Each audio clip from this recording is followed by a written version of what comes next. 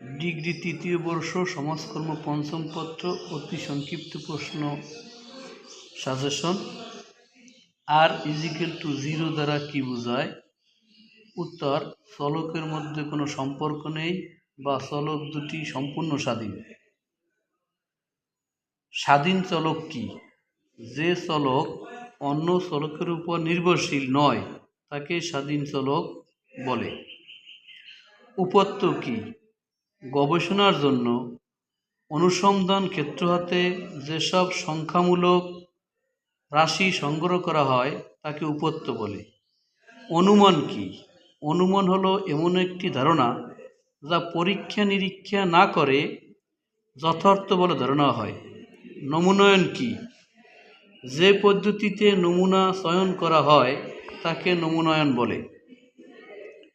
সামাজিক গবেষণার প্রথম ধাপ কি? উত্তর: সামাজিক গবেষণার প্রথম ধাপ বিষয় নির্বাচন ও নির্ধারণ। Scientific social survey and research গ্রন্থের লেখক কে? উত্তর: scientific social survey and research গ্রন্থের লেখক পি.ভি. ইয়ং। মাধ্যমিক তথ্যের উৎস কি কি? উত্তর: মাধ্যমিক তথ্যের উৎস হচ্ছে দুটি, যথা প্রকাশিত উৎস, অপ্রকাশিত উৎস। ক্রমযোজিত গণসংখ্যা কি? উত্তর: শ্রেণীসমূহের গণসংখ্যাকে ধারাবাহিক বা ক্রমাগতভাবে যোগ করে যে সংখ্যামান পাওয়া যায় তাকে ক্রমযোজিত গণসংখ্যা বলে। নিম্নের উপত্যের পরিসর নির্ণয় করো। উত্তর: উপত্যের পরিসর সমান সর্বোচ্চ সংখ্যা বিয়োগ সর্বনিম্ন সংখ্যা।